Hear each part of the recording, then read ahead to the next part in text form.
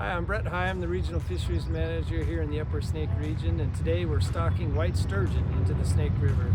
We've stocked 60 fish today, 30 down in Gem Lake and 30 here at John's Hole.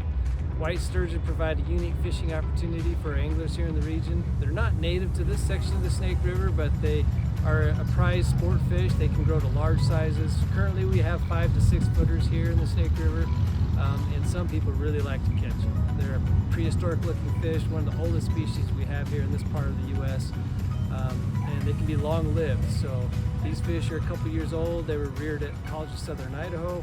They're 12 to 24 inches long.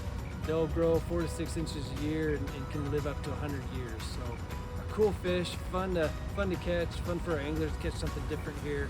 And if you get a chance, please come on down and see if you can catch a sturgeon.